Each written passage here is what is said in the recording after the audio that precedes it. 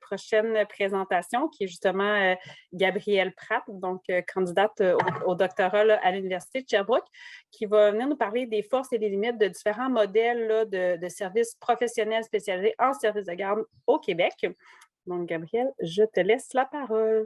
Ah ben, merci tout le monde d'être encore là. Une troisième présentation de suite. S'il y en a qui veulent se lever puis bouger pendant ma présentation, peut-être ça va aider un petit peu à la concentration. C'est difficile des journées comme ça où c'est toutes plein de présentations, une à la suite de l'autre. Aujourd'hui, la présentation, en fait, porte sur les services de professionnels spécialisés qui sont offerts en service de garde au Québec. Et ce que je veux vous présenter plus précisément, parce que dans le cadre de mon projet de doctorat, il y a énormément de contenu, mais aujourd'hui, je vais vous présenter les forces et les limites des différents modèles d'offres de services qu'on a réussi à documenter. Donc, l'objectif du projet, en fait, c'est de réussir à décrire les services qui sont offerts par les professionnels spécialisés dans les milieux de garde au Québec, ainsi que les services qui sont souhaités. On voulait quand même aller aussi du côté du futur. Dans ce projet-là, on a vraiment voulu considérer l'ensemble des besoins de soutien par des professionnels en milieu de garde, donc dans tous les types de besoins, autant en prévention, en soutien à l'inclusion, en réadaptation. On voulait voir vraiment tout ce qui se fait dans tous les domaines de développement, donc autant moteur, langagier, cognitif, social, affectif. On s'est donc intéressé à l'ensemble des professionnels spécialisés, autant en incluant les éducatrices spécialisées, les orthophonistes, psychoéducatrices, ergothérapeutes, travailleurs sociaux. On est vraiment allé large. Par contre, on a exclu tout ce qui portait plutôt sur la santé de l'enfant plutôt que sur son développement. Donc, on a exclu tout ce qui est hygiéniste dentaire, nutritionniste et aussi tout ce qui était, par exemple, vaccination par des infirmières là, en milieu de garde. Et on s'est intéressé à l'ensemble des types de milieux de garde reconnus au Québec, donc tout ce qui se fait dans les CPE, dans les milieux familiaux, via les bureaux coordonnateurs, tout ce qui se fait aussi en garderie privée subventionnée et non subventionnée. Donc, un projet un peu ambitieux de voir l'ensemble de ce qui se fait. On a donc fait ça en utilisant, premièrement, dans un premier temps, un sondage qu'on a fait auprès de gestionnaires de milieux de garde et aussi de professionnels qui travaillaient dans les milieux de garde. À partir de ces sondages-là, on a choisi quelques personnes pour faire des entrevues un peu plus poussées. Donc, voilà. La dernière étape du projet, qui est l'étape qui s'en vient, là, qui débutera dans quelques jours, c'est qu'à partir des résultats qu'on aura obtenus dans les 2 premières étapes, on souhaite là, aller réussir à élaborer des recommandations qui seront finalement là, travaillées à l'aide d'experts, mais d'experts surtout terrain. Ce qu'on a fait là, dans les 2 premières parties du projet dont je vais vous parler aujourd'hui, c'est que pour les questionnaires, on a fait des statistiques descriptives. Pour les entrevues, on est allé faire de l'analyse thématique. Et ce qu'on a fait, c'est que dans chacune des dimensions du modèle que vous voyez ici, à laquelle on s'est intéressé, donc on a voulu savoir quels sont les professionnels qui sont impliqués, quels sont les enfants qui sont ciblés, par exemple, en termes de temps et d'intensité, en termes de type de service. Donc, est-ce que c'est de la formation qui est faite au personnel éducateur? Est-ce que c'est l'intervention directe faite auprès de l'enfant? Est-ce que l'enfant reçoit son service dans son milieu ou est-ce qu'il est retiré de son groupe pour recevoir l'intervention? Comment est financé les services? Donc, c'est tous des aspects auxquels on s'est intéressé dans ce projet-là. Et à partir des résultats de tout ça, on est allé travailler là, différents modèles d'intervention que je vais vous présenter. Juste pour vous donner une idée de l'ordre de grandeur, là, aujourd'hui, les données que je vous présente sont principalement les données liées aux gestionnaires. Donc, on avait 344 sondages qui ont été complétés par les gestionnaires et 18 entrevues qui ont été faites là, avec des gestionnaires qui avaient différents modèles de services. Donc, on se lance dans les modèles d'organisation de services. Ce qui arrive, c'est qu'il existe à peu près autant de modèles d'organisation de services qu'il existe de services de garde au Québec. Donc, ce qu'on a voulu faire, c'est de les classer un petit peu pour être capable de faire des familles avec des exemples un petit peu qui vont parler à tout le monde. On les a classés dans une matrice que vous voyez ici en fonction de deux critères. Donc, le premier critère, ça a été, est-ce que c'est des services qui sont organisés par le milieu de garde ou est-ce que ce sont des services qui arrivent de l'extérieur du milieu de garde, par exemple, des services qui sont offerts par le système de santé en milieu de garde ou par qui sont offerts par le privé, payés par les parents, par exemple. Ensuite, de l'autre côté, on a, est-ce que ce sont des services qui sont centrés sur un seul enfant ou est-ce que ce sont des services qui s'intéressent à l'ensemble des enfants dans un milieu? Donc, on se retrouve avec 4 cadrans dans lesquels on a mis une variété de modèles. Faites pas le saut ici, je vous les ai mis tout d'un coup, mais on va les prendre une bouchée à la fois. Donc, dans le premier cadran qu'on va regarder, ce sont les services qui sont offerts à l'externe du milieu de garde, mais dans le milieu de garde pour un seul enfant.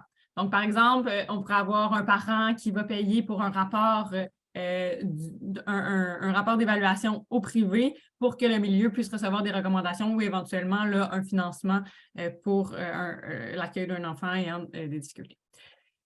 Ça peut aussi être un enfant qui reçoit les services en centre de réadaptation et pour lequel là, le centre de réadaptation va envoyer un rapport avec des recommandations au milieu. À ce moment-là, la collaboration est somme toute assez limitée. On parle seulement de l'envoi d'un rapport. Un autre exemple qui est à l'autre extrême du spectre d'envoyer seulement un rapport, on a certains programmes dans le système de santé qui offrent des services qui sont assez intensifs dans le milieu de garde. Par exemple, le programme d'intervention comportementale intensive qui sont offerts pour les enfants ayant un trouble du spectre de l'autisme qui peut amener des éducatrices spécialisées à être présentes plusieurs heures par semaine dans le milieu de garde. Et entre tout ça, on a plein d'autres variétés, par exemple les enfants du programme CIP qui peuvent recevoir ponctuellement une éducatrice spécialisée ou une orthophoniste dans le milieu. Les avantages de ces services-là, c'est que souvent, surtout dans le système de santé, même dans le système privé, les gestionnaires vont nous dire que les services sont bons lorsque l'enfant est pris en charge. J'ai des gestionnaires qui utilisaient l'image et me disaient, une fois que l'enfant est rentré dans la machine à saucisses, il n'y a pas de difficulté. Ça va bien. Ça fait aussi que le service reçoit des services qui sont gratuits pour lui. Donc, souvent, c'est apprécié, dépendamment là, de l'intensité. L'autre chose, c'est que ce sont des services qui, notamment par les professionnels au privé, permettent d'avoir la signature du rapport des professionnels, donc éventuellement de mener vers d'autres services ou de l'accompagnement. Et en recevant des recommandations de l'externe comme ça, ça permet de guider le personnel dans le milieu qui, des fois, se questionne sur comment intervenir avec un enfant. Ça donne certaines pistes. Par contre, c'est sûr qu'en ayant des services qui arrivent de l'externe comme ça pour un enfant, on n'a pas vraiment le contrôle sur quels enfants ont accès à ces services-là. Souvent, ce sont des parents qui sont très impliqués, qui sont allés chercher des services tôt, soit parce que l'enfant avait beaucoup de difficultés ou soit parce que c'est des parents qui sont très mobilisés et qui on peut probablement peut-être même payer au privé pour avoir accès aux services. Donc, c'est un enjeu au niveau de quel enfant. C'est aussi un enjeu au niveau de l'accès. Souvent, c'est des services qui vont avoir des longues listes d'attente et qui vont varier d'une région à l'autre. Par exemple, il y a plusieurs régions qui n'auront pas, par exemple, d'orthophonie ou d'ergothérapie en première ligne.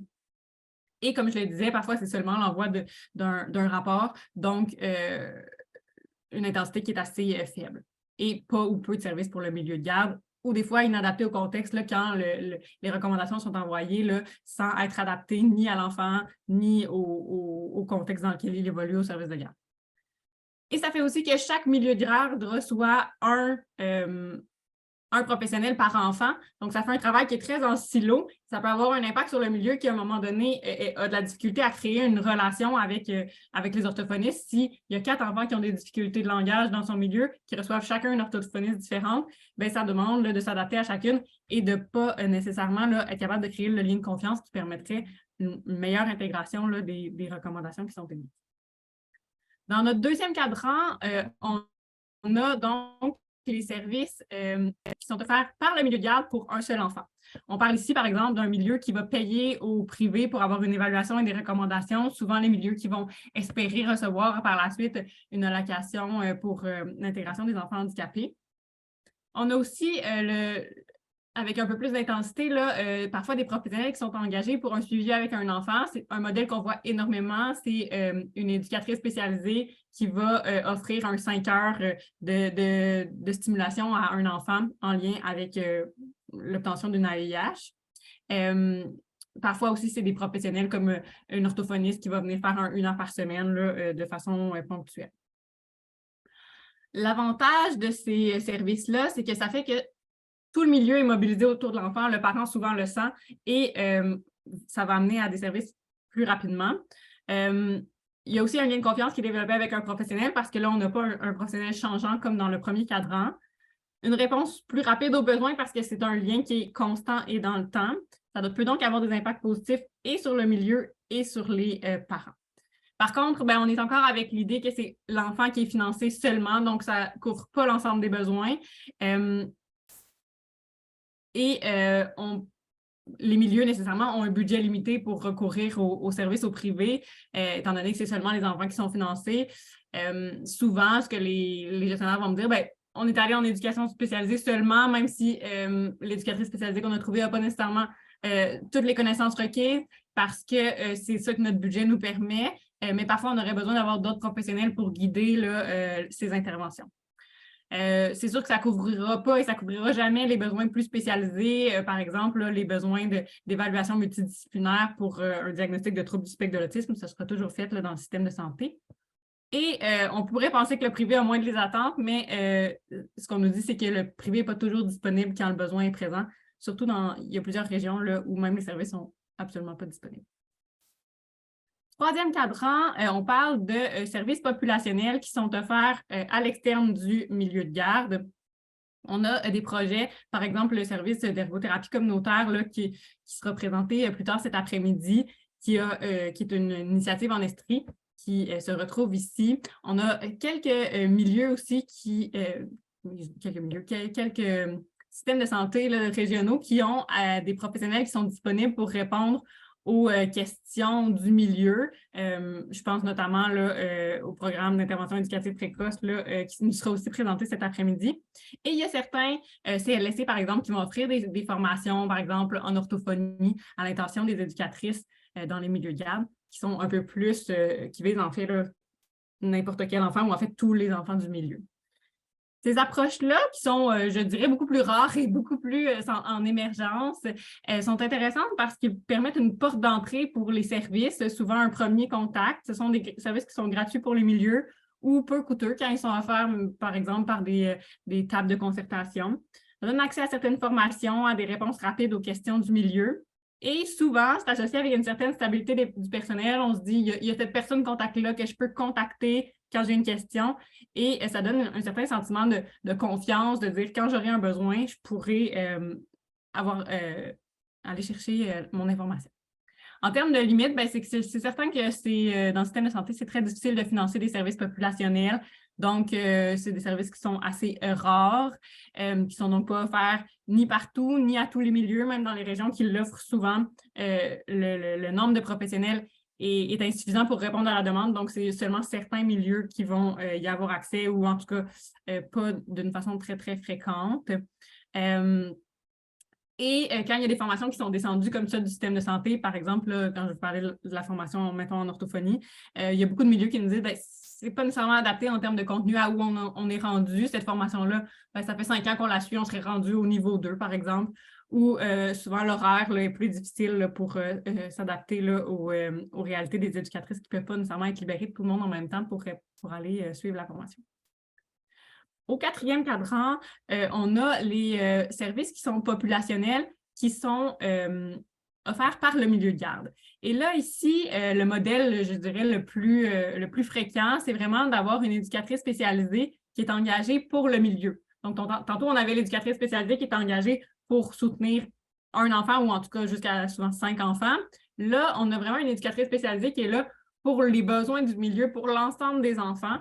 Et à ce moment-là, elle aura un rôle qui est très, très différent. Il y a aussi des milieux qui vont engager des professionnels comme une ergothérapeute ou un orthophoniste pour faire des ateliers de dépistage ou de stimulation. Il y a certains professionnels du privé aussi qui sont engagés pour donner une formation spécifique sur un besoin ciblé par le milieu. Et on a beaucoup de milieux qui vont user de créativité et qui vont avoir des professionnels qui ont un certain double rôle. Donc, par exemple, une directrice adjointe qui est aussi psychoéducatrice, une éducatrice spécialisée qui est aussi titulaire de groupe. Donc, certains professionnels qui sont là pour aider le milieu, mais en ayant toujours un autre rôle en même temps. L'avantage de ces services-là, c'est que ce sont des personnes qui sont connues par l'équipe, hein, qui sont là au quotidien, qui permettent aussi de favoriser les collaborations avec les professionnels de l'externe quand il y a des services qui sont offerts, par exemple, dans le système de santé. Ça permet d'être un certain lien entre, par exemple, l'éducatrice et le professionnel, ce rôle-là de pivot. Ça facilite l'accès aux services pour les enfants qui pourraient ne pas avoir accès dans d'autres cas parce qu'ils sont repérés rapidement, puis il y a du travail qui est fait immédiatement pour aller chercher des services. Ça permet donc de soutenir n'importe quel enfant, de donner accès à du financement lorsque ce sont des professionnels reconnus pour le rapport du professionnel pour avoir accès à l'AIH. Souvent, le fait d'avoir une éducatrice spécialisée dans le milieu, comme je vous parlais tantôt, c'est quelque chose qui est reconnu comme étant très facilitant pour le travail des éducatrices qui souvent sont dépassées par l'ensemble des besoins dans le milieu quand il y a beaucoup d'enfants à besoins particuliers qui ne sont pas identifiés et qui n'ont pas accès à des services. Cette éducatrice spécialisée-là permet d'aller répondre aux besoins des enfants non identifiés. Et ça permet aussi de la formation sur mesure pour le milieu qui souvent est considéré comme étant plus utile, je dirais. En termes de limites, j'ai des milieux qui m'ont dit le fait d'avoir des professionnels dans le milieu, comme ce n'est pas quelque chose qui est comme ça partout, ça peut attirer trop les enfants dans mon milieu. Donc, il y a des gestionnaires qui me disaient on ne veut pas non plus devenir des milieux spécialisés ayant uniquement des enfants en besoins particuliers. Donc, ça, c'est un enjeu. Il y a des enjeux financiers.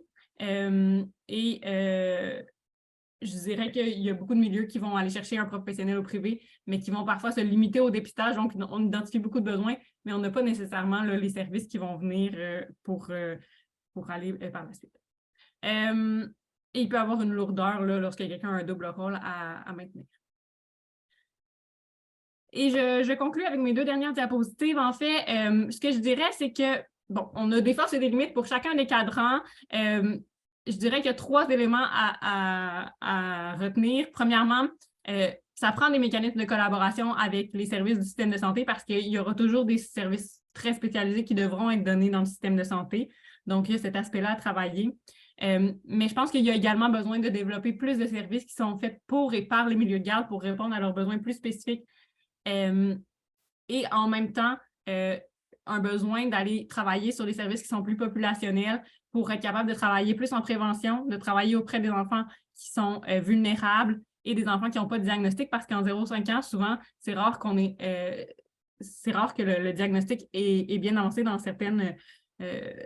pour certaines difficultés.